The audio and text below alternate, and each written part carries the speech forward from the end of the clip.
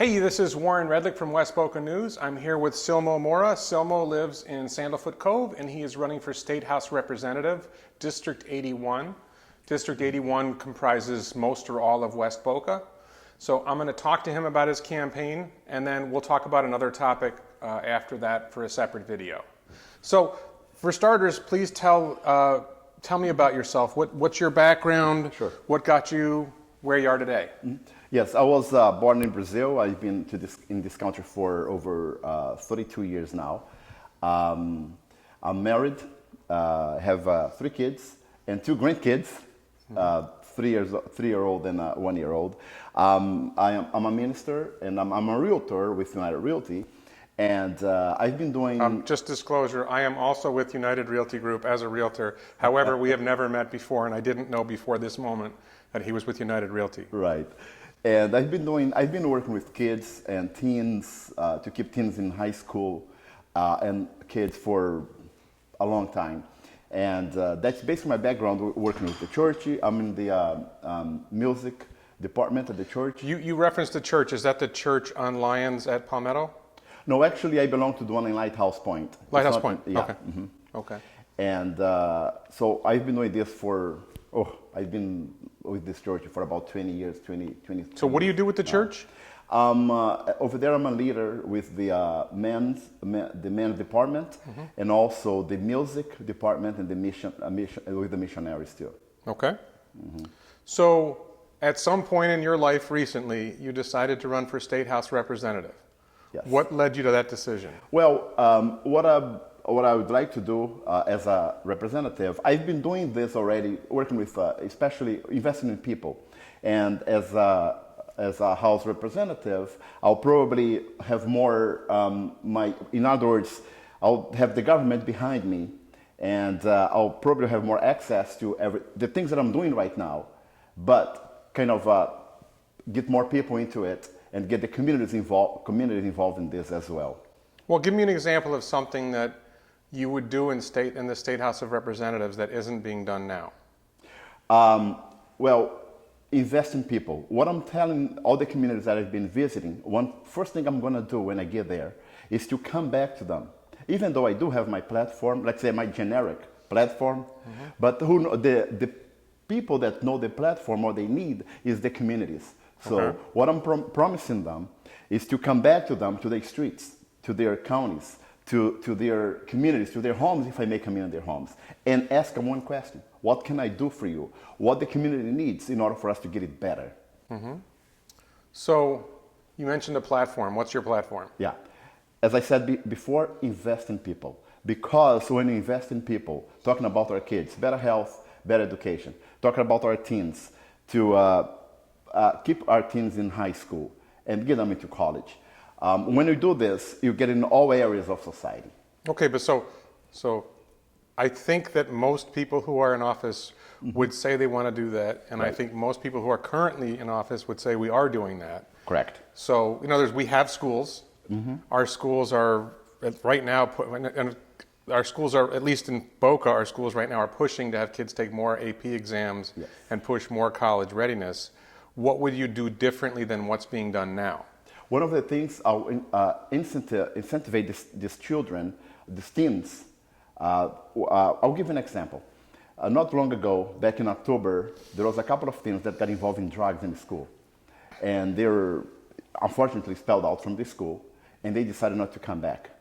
So one of the things one of the programs that I'm gonna try to get in is to get them back into school, try to motivate them to keep in school, even though they've been through some troubles. I mean, all of us, somehow, sometimes in our lives, we've been through hard times.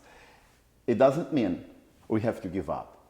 Okay, so you brought up the schools a couple times, and I actually just interviewed a school board member a couple days ago who's running for county commission. It's a different office.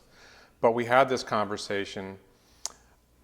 I will hear school district officials say they have zero tolerance for certain kinds of behavior. Yes. And I believe that that is a lie. What I saw in the schools myself, what I've heard from students, what I've heard from teachers and parents, is that our schools actually have a zero consequence policy. that the vast majority of children who misbehave are not expelled. They're not punished in any meaningful way. They know they can get away with whatever bad things they do. The teachers are afraid of them because if a teacher is accused of doing something, there are consequences. If a kid, and I literally was in a classroom, watched one kid elbow another kid in the head. Okay? In an NBA or NFL game, you would be ejected from the game, and you would be suspended for a couple games, and it would cost you hundreds of thousands of dollars. This kid was back in the classroom in 3 minutes. So I saw zero consequence. We just had an incident at Omni Middle School, one of our local middle schools, where an autistic kid was being bullied. He had been bullied previously at Eagles Landing, was moved to Omni because it was supposedly going to make him better off. The kids who were bullying him did not face any consequences until a video leaked of them bullying him.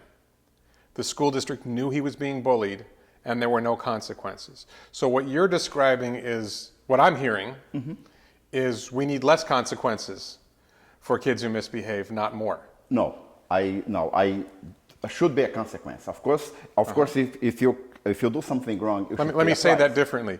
You just said you want to bring kids who were expelled from school back into school where they can cause more harm to the kids who are behaving well. No, what I'm saying is this. I just want to be clear. I'm being hard on you because I understand that I may not be fair at this moment. Okay. So I'm putting you in a difficult spot and pressuring you to explain that. Sure, absolutely. I don't want you to think I'm angry at him. I just want. I'm trying to throw a hardball question at you. Very simple. Somebody make a mistake. Of course, there is a price to pay. Okay. You should pay a price. Okay. However, that price that they have to pay should not let them just give up and not come back to school. What I'm trying to say is this. I'm going to give an example of a kid that I worked with. Was actually here in Olympic Heights, real close to us. Was a problem with drugs, and he was expelled from his school, and he wanted to give up. Say, forget about it, I'll pay my price, and I don't want to go back to school no more. So I tried to become friends with him. He finished the school, and now he's finishing in FAO, civil engineering. What I'm saying is this, there is a price to pay. Yes, they should pay a price. However, if they give up in coming back to school because of the price or because they don't want to go back and see their friends again after all of that, to try to incentivize, become their friends in order to keep them, to bring them back and keep them in school. Okay, but so yes, there is a consequence. I understand why it makes sense for a church and volunteers or staff at a church to work with a kid to get him on the right track. I don't understand why government, why the state government because what you just described is you are a person who cares, and you're trying to make a difference in that child's life. Correct. And that's a great thing. Why does that translate to government doing the same thing? Because what happens is, if you become a state house representative, you won't have time to do that with individual kids anymore. And what you're saying is you're going to hire people. The state is going to pay to have people do that, but those people don't necessarily care the same way that you do. Not hire. I think as a state representative, I can kind of incentivize more people and motivate more people to keep doing what the kids are the counselors. Who's being incentivized by the state? The people to work more with those kids, get more people, more volunteers, especially from church. And the state representative, I can come to them and we together can change the community and keep these kids in school. Okay. So let's step aside from schools for a minute. Okay. Are there any other issues that you're motivated about? Yes. Well, one of the things is I was at the West Boca Community Council meeting, and I heard a lot of things there of some communities that they're not, they're simple questions they ask. And one of the things that I said before, to come back to these communities and ask what they need, their needs are. Even though, as I said, I do have my platform, but however, who really knows what the needs are is the people in the community. One of the things that motivate me for this is to come back to them and ask them and try to make it even better. Okay. So what are the needs that you're hearing? For example, even though it's a kind of a commissioner thing, a county commission thing. People from, Boca Railroad. Sure. That's a very dark road. One of the things people ask for would be streetlights. Okay. I know it's a minor thing. That's a No, county. I get that. That's a Well, good that's one. actually a big thing for them. Might be a minor thing for us, but it's a No, county. I actually agree that streetlights. I Right. think there's a lot of spots where the roads are dark, and there's reasons why we don't light some places. But I absolutely agree that dark roads create more problems. Oh yes, and some people ask for that.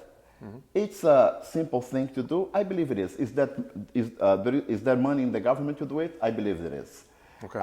Now I know that's a county thing, but I'm very sure as a state representative, that commissioner will pick up my phone call, and we do this for the residents, because if you think, Well, if you, I believe the state could decide to fund more street lighting. Absolutely. Whether it's a state road or not. Yes. It could decide to do that. Yeah. So as long as we're talking about traffic safety, and my regular viewers and followers will know that this is an issue that motivates me. Right. Are you familiar with roundabouts? oh yes, I was there actually last week. Where?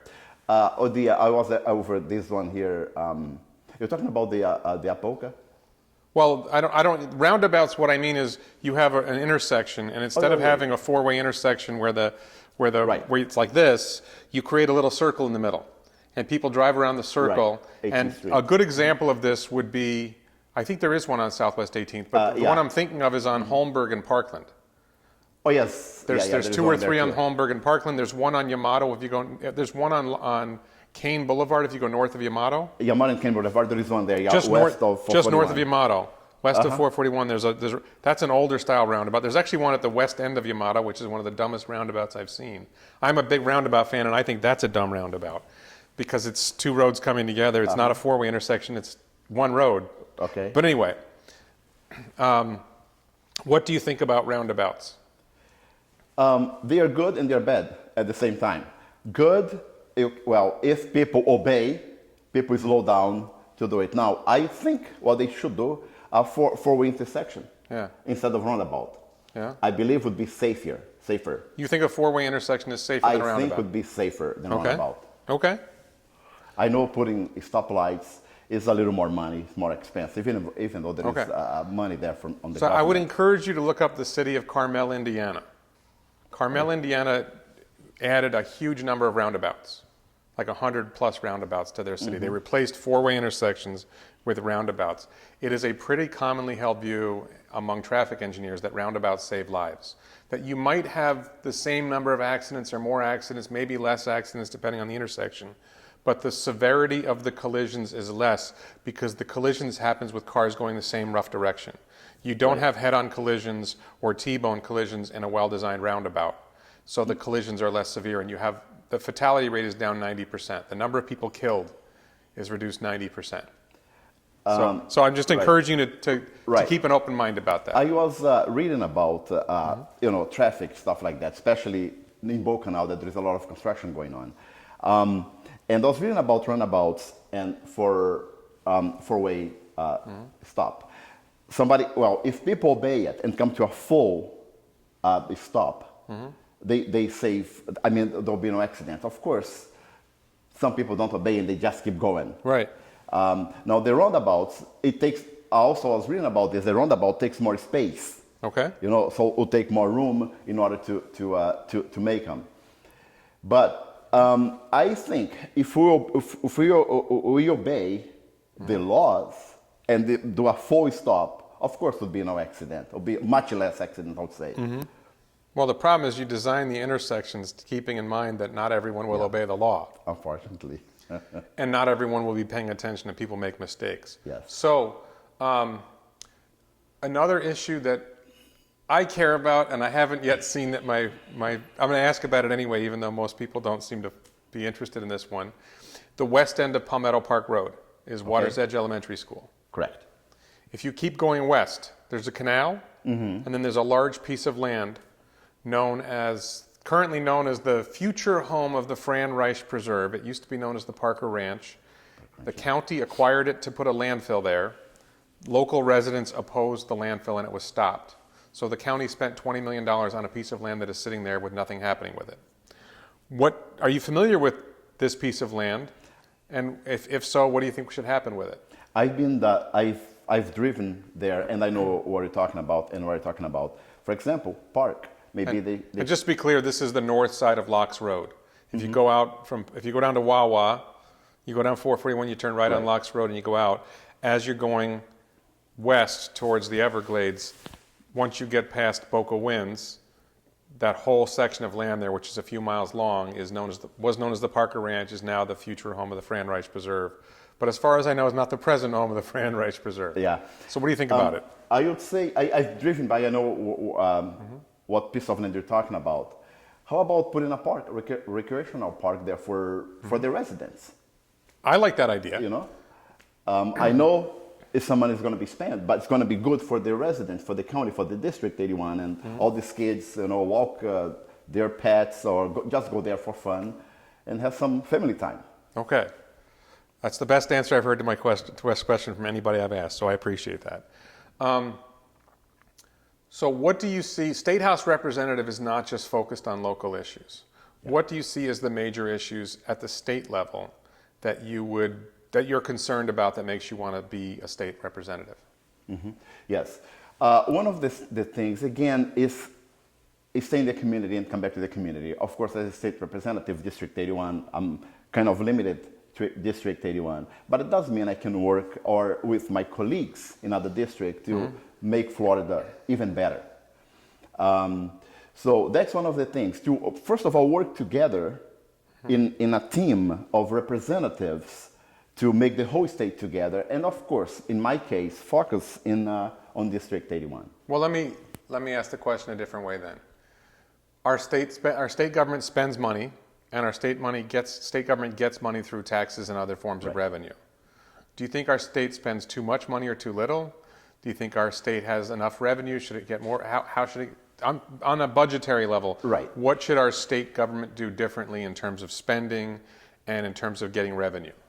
I've done this, of course, I'm going to talk about my family and talking about the state. I have done this in a family level. Mm-hmm. I mean, if I have $10, I cannot have a budget for $15. Okay. In other words, don't run for Congress. That's not how Congress works. I know. We're talking about the state. I think the state's better about that. State, yes. What I'm saying is this: if we have $1 million, so we got to do a budget around $1 million. Mm-hmm. It's very simple. It's a simple math. 2 plus 2 is 4. Okay, so there's a hot topic right now that a lot of people are concerned about. We have a virus going around the United States and the world called COVID-19, coronavirus. What do you think the state of Florida should be doing about the coronavirus? Mm-hmm. Open right away more centers for tests. For example, yesterday, Monday, a test was open here in West Palm Beach that you could get screened, a drive-through screening, and I did call, and I received a voice message back. There was over 3,000 calls, and it's going to take a while for them to get back with me. Now,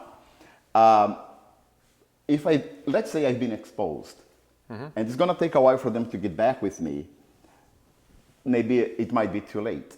So what I think is this: we should open more centers right away, and have, for example, in Broward County, Palm Beach County, and all the counties, all over the state, for example, and more than one per county, of course, and have these people screened. What do you think about closing the schools, closing bars, closing restaurants? What do you think about all that? I think it's smart. I know it's going to hurt the economy because the restaurants are not going to be selling.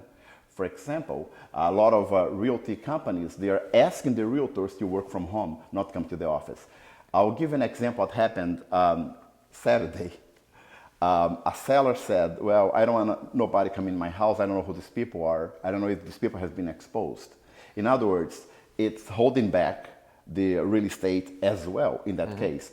Now, I know for safety, our kids are home. They are not in the school, and some churches are not doing the service or masses, or I know that some synagogues, they are trying not to get people under 5 into their synagogues, or people over 65, because that's the high-risk people. And I understand we are going through a very hard time. right? All of us, the whole world, is going through a very hard time. And it was a smart decision to try to close, so people won't be exposed. And I know people understand that, even though it's going to be a hit in the economy because they're not selling. Okay, so But- we're running out of time Okay. for this portion of our meeting. So I just want to give you a chance, whether you want to say it to me or say it to the camera. What would you, to give you basically a closing statement, what's on your mind? What should people know about you when they're going to go vote? As I said, my name is Silmo Moura, representing, I'm running for a state representative, District 81, which is in the Palm Beaches. And I want to count with your vote. You can check on my platform, on my web, silmomoura.com. And I believe once I'm there, as I said in the beginning, I will come back to you and ask you about your needs, about your community needs, because there is nobody else that knows about your need more than you. I thank you very much, and I'm counting on your vote. Okay, thank you.